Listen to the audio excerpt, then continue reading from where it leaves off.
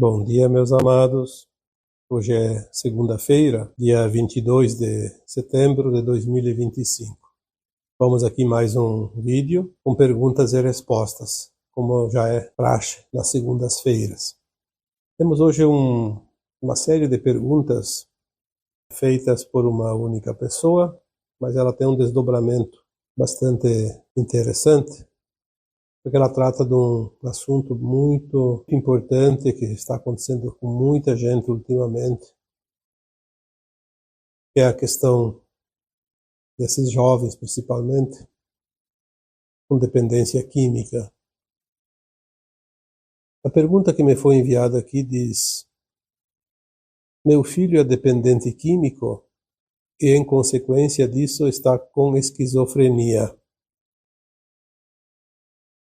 É muita dor para uma mãe. Como aliviar a dor dele e a minha? Também tenho 2 irmãos gêmeos com 62 anos que cuido desde o desencarne da minha mãe. Meu filho é amoroso, trabalhador. Por que precisa passar pela dor? Seu resgate é meu? Ele passa mais tempo nas clínicas que em casa. Ele reza muito e se culpa o tempo todo. Vamos ver aqui o que nós podemos trazer para aliviar a dor desta mãe, desse rapaz, e que também é a dor de muita gente. Todos nós conhecemos pessoas próximas ou pelo menos conhecidas que passam por essa situação. A questão da proliferação das drogas, ela tem, sim, sempre um sentido espiritual, porque é uma forma de resgate que muitas almas escolhem para quitar as suas pendências de vidas passadas. Não somente aquela alma, mas todo o grupo familiar que convive no mesmo teto, na mesma família, ou mesmo famílias diferentes, mas no grupo familiar, nas vizinhanças. Mas tem uma outra coisa também que é importante saber, que quem criou tudo isso já sabia o estrago que ia fazer. Nós sabemos que a batalha final é a luz contra a sombra, e é essa batalha que estamos vivendo atualmente. São os últimos embates ainda neste velho mundo de provas e expiações que está finalizando o seu ciclo. As trevas, antes de deixarem este planeta, tentam fazer o estrago maior que podem. Tudo aquilo que hoje se vê realmente a olhos vistos, e aquilo também que não vemos, mas que causam dor e sofrimento para as pessoas, foram coisas criadas por essas pessoas, encarnadas, obviamente, mas a comando, amando, daquelas forças não físicas que foram, felizmente para o planeta, já removidas daqui, mas deixaram os seus representantes, ainda encarnados, e continuam com a sua programação mais um tempo.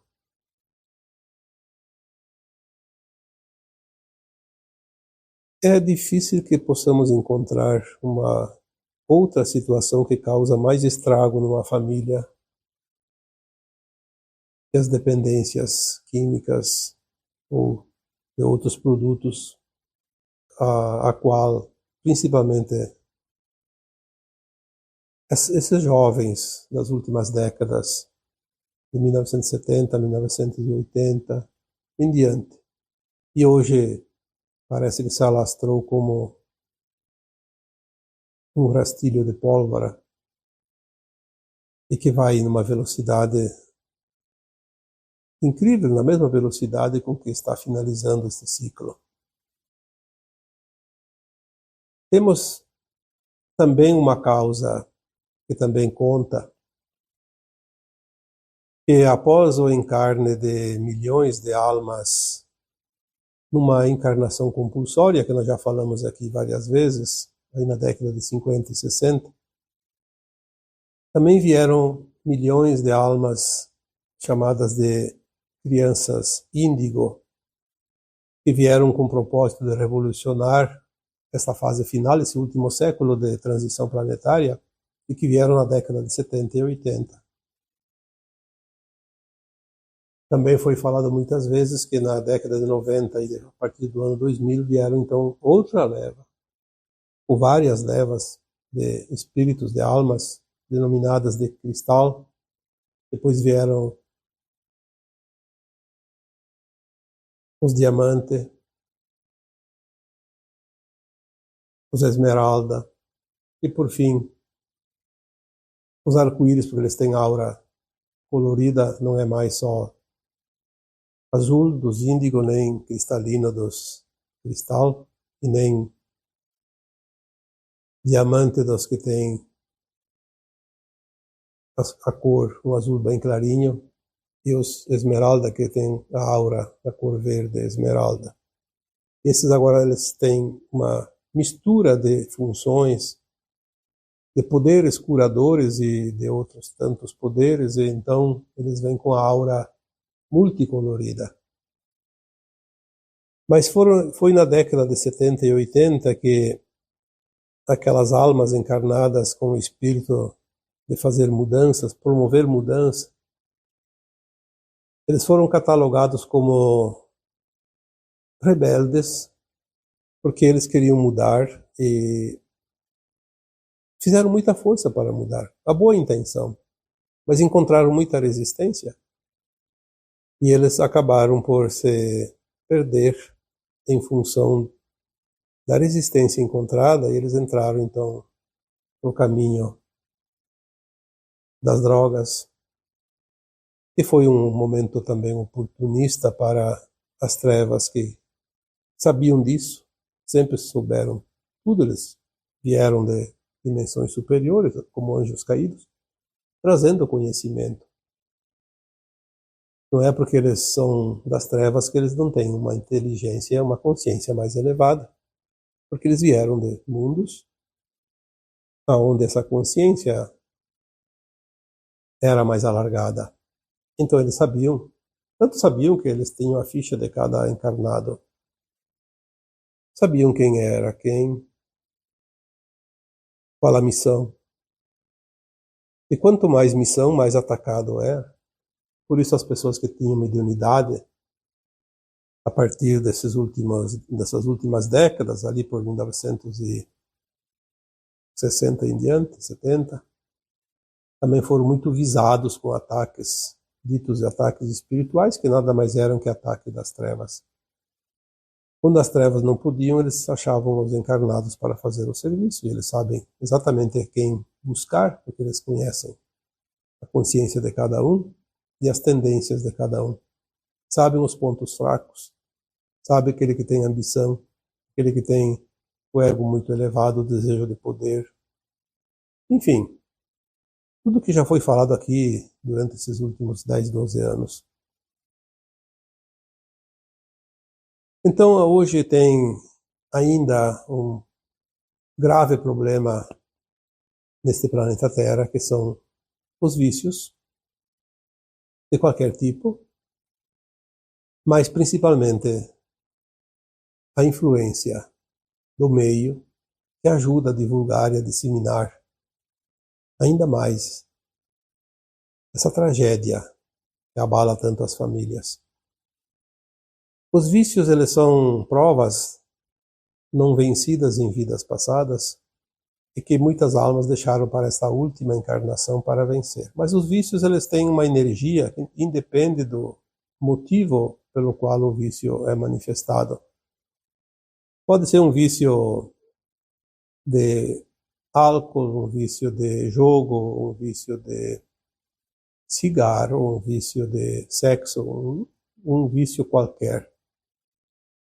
Não necessariamente de drogas, porque as drogas surgiram nas últimas décadas, pelo menos com essa disseminação desenfreada.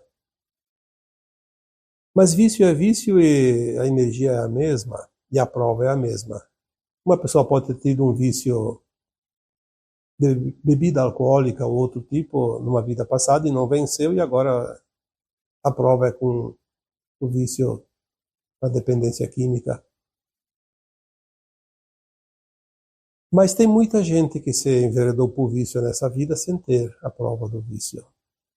Influenciado pelo meio que vive e pelas normas vigentes na sociedade, enfim, todas as causas possíveis, a gente sabe disso. Não vamos aqui ficar relatando coisas que todos vocês sabem.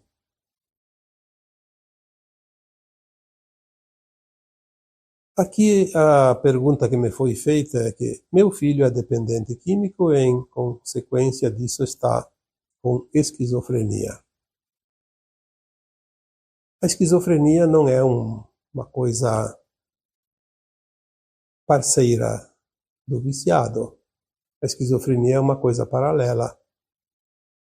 Tem gente que tem esquizofrenia e não é viciado. Tem viciado que não é esquizofrênico. Não necessariamente as duas coisas andam juntos. Mas, nesse caso, tem também um propósito, além da questão do vício, a esquizofrenia. Ela tem um outro sentido que, infelizmente, eu acho que todos os últimos tempos, não vou dizer todos os milênios, mas pelo menos desde que a psicologia foi desenvolvida e ensinada para as pessoas, foi esquecido de olhar a questão espiritual de cada alma. Nós somos personas, resultado dos personagens vividos em outras vidas.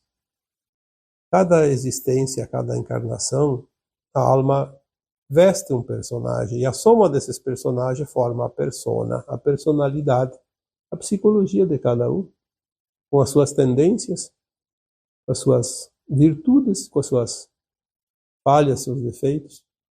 Porque é assim que a alma experiencia a evolução num planeta de provas e expiações. Muitos esquizofrênicos e também muitas pessoas que têm problemas mais sérios, tanto psicológicos como psiquiátricos, grande parte dessas pessoas tem uma mediunidade bem interessante, uma mediunidade bastante forte, um canal mediúnico que poderia ser usado para ajudar, porque o canal mediúnico é um meio medianeiro, médium significa medianeiro, entre dois planos.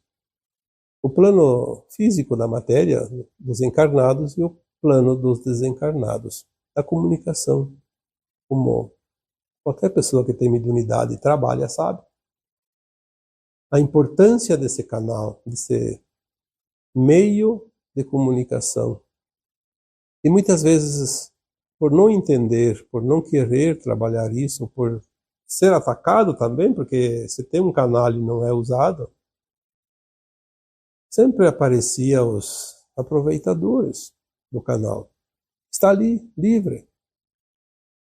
Então alguém ia aproveitar, quem aproveitava abusava das regras do bom senso, da ética e da moral, atacar e fazer o médium agir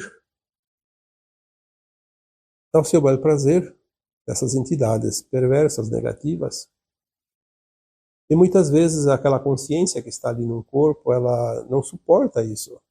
Então ela prefere uma proteção. Uma proteção através de alguma forma que ela não é mais responsável por ela. Como se ela fosse se esconder. A esquizofrenia é mais ou menos isso.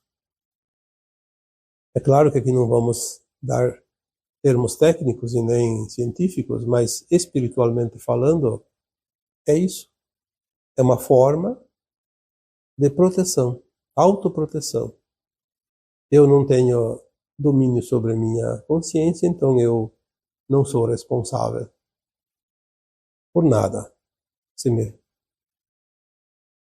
mudam de opinião, se fazem eu mudar a minha vontade, das minhas ações, então eu não sou responsável. É assim que mais ou menos funciona. Claro que estamos aqui fazendo um parâmetro mais ou menos generalizado para que todos vocês possam entender que nem tudo é aquilo que nos é dito.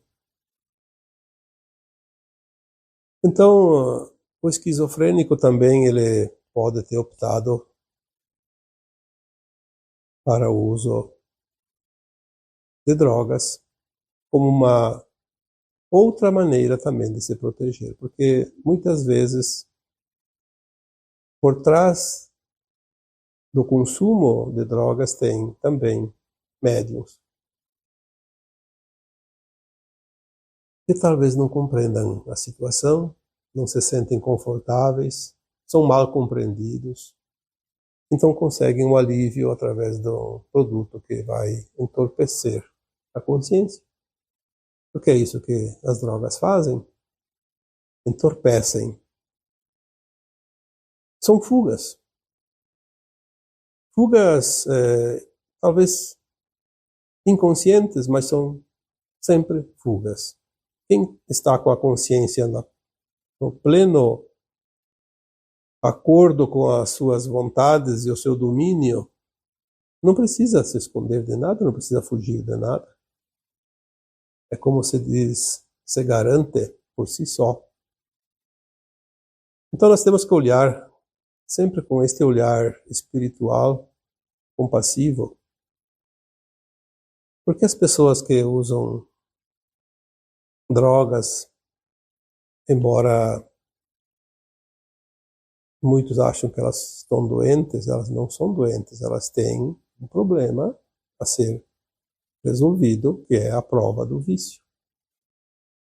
Elas não são más porque elas não vieram como almas malignas, elas apenas estão agindo de uma forma que elas acham que desta maneira elas conseguem aliviar um pouco aquela grande perturbação por não conseguir dominar, seja a mediunidade, seja a prova do vício. Olhar para essas criaturas, nossos familiares, amigos, enfim, pessoas até desconhecidas, mas que têm essas situações a enfrentar, sempre com um olhar espiritual, porque tudo está na alma. Quando tem alguém numa família, como diz aqui a pergunta, é muita dor para uma mãe? Sim. É muita dor para uma mãe? É muita dor para um pai também, para um irmão, para um filho, para um esposo ou uma esposa. Seja lá o que for, a dor é certa. Como aliviar a dor dele e a minha? Diz aqui a pergunta. Olha, essa fórmula eu acho que ninguém criou ainda, senão estaria sendo usada há muito tempo, porque todos gostariam de ter essa fórmula. Infelizmente não é uma fórmula mágica que se pode usar nesses casos. A compreensão é ainda o caminho, o início da trilha para encontrar possíveis soluções. Compreender. Compreender que é uma prova daquele que passa pelo vício, mas também é uma dura prova para aqueles que convivem.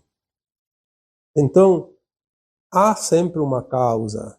Tentar encontrar a causa. Se é uma causa desta vida, como por exemplo, uma mediunidade que não está sendo desenvolvida, se é há algo que realmente a pessoa não foi compreendida e não foi acolhida, não foi amparada, e pode ser uma revolta a causa também, então, deste caminho. Mas também compreender que geralmente é uma conta independente de vidas passadas, uma prova a ser vencida, como disse, ou também um karma. E aqueles que convivem não estão isentos da responsabilidade, porque também lá atrás, numa vida passada, foram responsáveis pela desgraça de alguém, pela dor e sofrimento de alguém. E agora vem um plano de alma coletivo dentro de uma família, por exemplo, para quitar as suas dívidas em conjunto. Um paga, outro paga também, e todos os que se envolvem ali, naquele grupo, pagam a conta da sua maneira, com a sua cota. Uns sofrem mais, outros menos. Às vezes alguns conseguem sair daquele grupo e viver a sua vida, e não que ignorem, mas eles não estão ali para viver no dia a dia. Então a dor é menor um pouco daqueles que permanecem no dia a dia, na convivência com alguém com este problema. Nós precisamos entender que toda dor é uma oportunidade, é uma moeda de troca. Ninguém passa uma dor se não tem que passar, porque a lei divina é justa.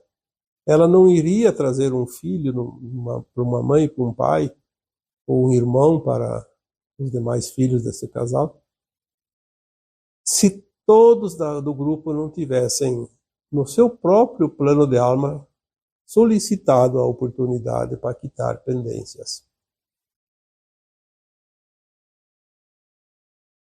Porque ninguém era de endereço na reencarnação, como dizia o Chico Xavier. Cada um já está programado, porque tem algo em conjunto. Quando é um problema desses, é o grupo todo que paga a conta. Todos têm dívidas do passado. Poderiam ter escolhido ir para uma outra família onde não tem esse problema. Mas se tem conta de vidas passadas, então a alma iria sofrer uma dor, uma doença, uma outra desgraça, porque tem tantas nesse planeta de provas e expiações. Então, como aliviar a dor dele e a minha, como diz a pergunta? Compreendendo. Vai aliviar. E pode, inclusive, curar. Porque o karma agora não precisa ser por toda a vida. Ele pode ser aliviado. É uma condição agora desta encarnação atual que nós temos. Compreender encurta o tempo do sofrimento. Porque quando se compreende, se aceita, se entende, e então a alma está aqui para aprender, não está aqui para sofrer.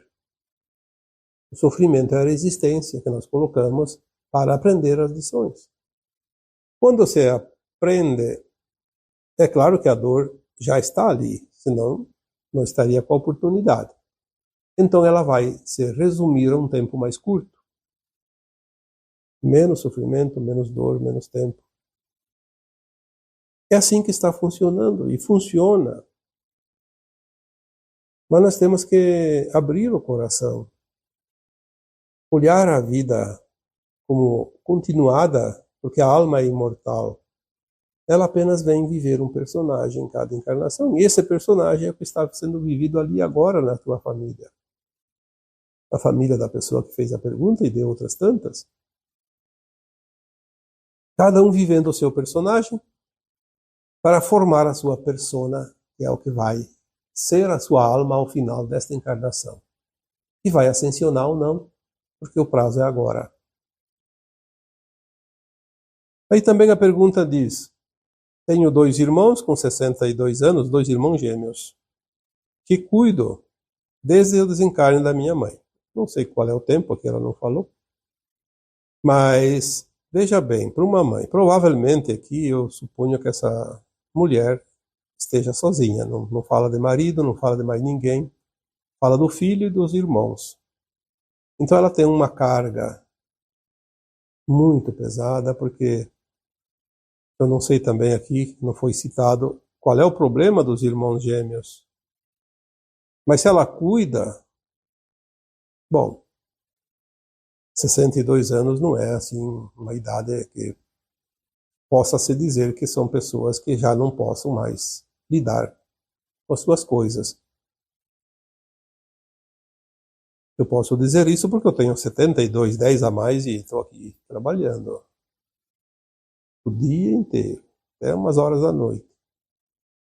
Então, claro, tem pessoas que têm limitações. Então, provavelmente, esses dois irmãos gêmeos têm limitações. Porque ela está cuidando, tem que ter cuidados, é porque tem necessidades. Então, tem um filho esquizofrênico, viciado, e dois irmãos que precisam de cuidados. Provavelmente, essa senhora, porque foi uma mãe, fez a pergunta, deve ter também uma idade bastante expressiva, suponho, e não é tão fácil. Então a cruz é ainda maior do que como se tivesse só o filho para cuidar. E mais duas pessoas. E que vão ficar mais velhos cada dia, obviamente, vão exigir ainda mais. Mas é preciso confiar, porque a providência divina, ela nos ampara tanto que nós nem podemos imaginar o tanto. E ninguém paga o preço acima do que vale o produto. Ninguém passa aquilo que não precisa passar.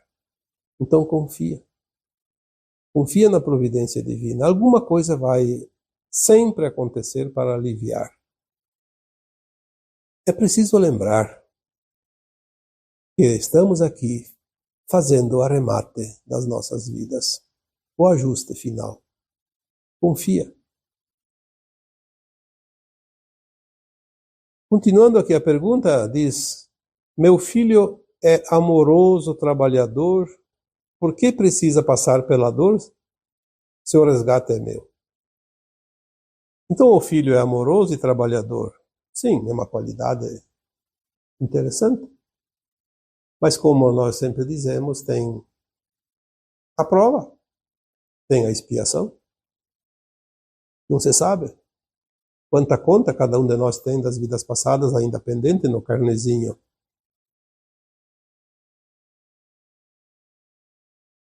É preciso entender que ninguém tem só desgraça e nem ninguém tem só vantagens. Na vida ela tem uma mescla, um pouco de cada coisa, assim todos podem levar a vida adiante, senão seria uma desgraça. Para quem tem só coisa ruim, sempre tem alguma vantagem. O teu filho tem um problema da prova, do vício, tem um problema com a sua esquizofrenia, obviamente, mas também ele tem qualidades, é amoroso, trabalhador, são qualidades importantes. Eu acho que ele tem grandes chances de vencer também essa prova. Ele também precisa se esforçar, precisa querer, precisa se empenhar. Porque não é só passando a mão e aceitando tudo. Como pais, ou mães, ou ambos, temos a obrigação sempre de ajudar, mas também cobrar responsabilidades. Afinal, depois dos 14 anos, a alma ela é livre das suas escolhas, tem o seu livre-arbítrio total. Ela é responsável pelas suas decisões, pelos seus atos, pelas suas ações.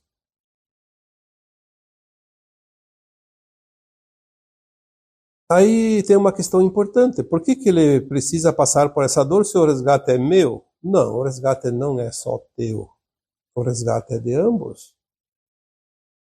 Ninguém paga o que não deve. Vamos entender isso. Ele tem o resgate, tem a prova, também tem a expiação. E você tem, não tem a prova porque você não é viciada, mas tu tem como mãe o resgate, sim. Não só com o teu filho, agora com teus irmãos gêmeos também. Vem para ampliar um pouco a responsabilidade.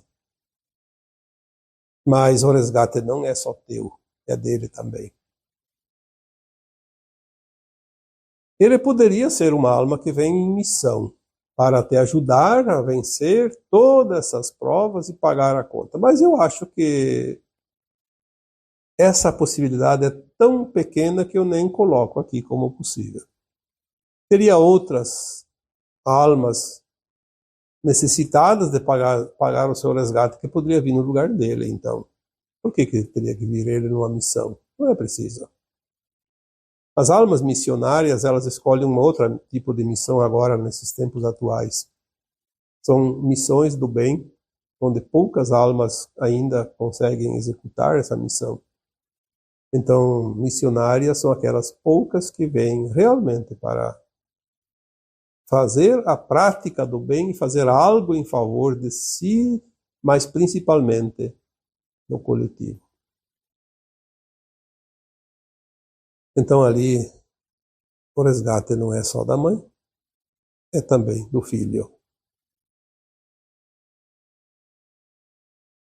Para concluir, diz, ele passa mais tempo nas clínicas que em casa. Então ele reza muito e ainda se culpa o tempo todo. Aí já entra uma outra questão, a culpa. A culpa é tão danosa quanto o medo, quanto a raiva, quanto a mágoa, o ressentimento. É uma energia terrível. Mas a culpa, ela não precisa sofrer por causa da culpa. A culpa é uma escolha de quem sofre a culpa. Porque veja bem, se nós estamos numa escola de almas, para aprender as lições, nós temos que conhecer o lado do bem e o lado do mal. Nenhuma alma vai fazer a ascensão como boa alma só conhecendo o bem, a luz. Ela precisa conhecer o outro lado, a sombra. Precisa passar pelas experiências. Por isso que as almas que vão para um mundo de provas e expiações, como a Terra sempre foi até aqui, elas fazem às vezes uma experiência de viver a sombra. Ela não tem que quitar um karma depois, porque ela não cometeu uma ação dita do mal, sabendo que aquilo era mal. Não, ela não sabia. Não sabia de verdade, porque tem muita gente que faz de conta que não sabe. A consciência dela não tinha consciência disso, então ela fez a experiência. O problema é quando nós fizemos a experiência numa vida, aprendemos o lado da luz e o lado da sombra, já está dentro da consciência. Numa outra encarnação, esquece as vidas passadas. A nossa consciência, ela tem o subconsciente que diz isso é certo, isso não é certo. Será que vocês duvidam disso? É só prestar atenção quando você vai fazer qualquer coisa. Você sabe se é coisa do bem, coisa do mal. Ah, mas isso a lei permite. A lei dos homens não vale nada perante a lei divina. A lei divina é a consciência. A consciência acusa, isso não pode. Isso vai ter problemas com a lei divina, que é o que vale para a alma. A lei dos homens vale para os corpos, enquanto humanos. Para a alma enquanto humana. Nós sabemos sempre o que é ético e o que não é ético. Fazendo ação, sabendo que não devia, vai ter que fazer o resgate depois, o equilíbrio. Aí a culpa, ela vem de quando nós olhamos para trás e vemos que nós erramos. Mas mesmo que a gente tenha feito de propósito, sabendo que não devia fazer, nós sempre dizemos que não existem erros, existe aprendizado. Aprender com aquele erro, mesmo repetido. A primeira vez que eu fiz, eu me arrependi. Mas era para aprender, tudo bem, passou ligeiro, passou barato, como se diz. A segunda vez eu sabia que não devia fazer e fiz de novo. Aí vou ficar me culpando o resto da vida? Para quê? Olho para trás e digo, poxa, mas de novo? Sabia que não podia, fiz de novo. O preço a ser pago vai ser o dobro. Não adianta ficar se culpando. Não adianta ficar rezando. Tem que olhar a ação e entender. Isso não é coisa de uma boa consciência e eu não vou fazer mais. Isso não serve para mim.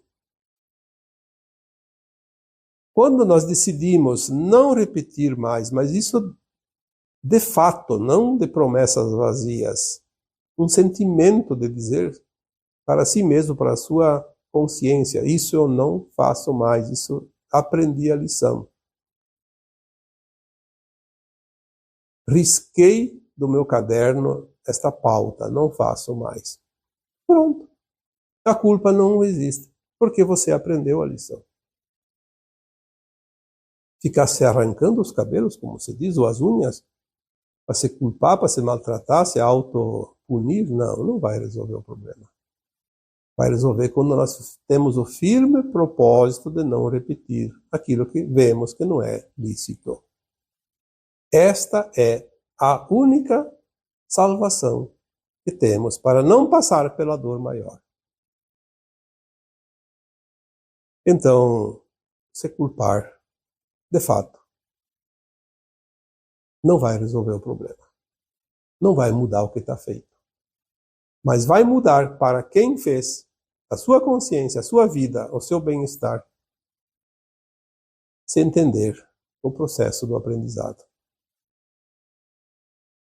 Pode não ser de um dia para o outro, obviamente, mas ele vai diluir rapidamente o sofrimento.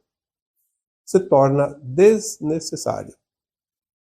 E assim é, porque as leis divinas são assim, e elas regem desta forma as consciências que estão aqui neste planeta.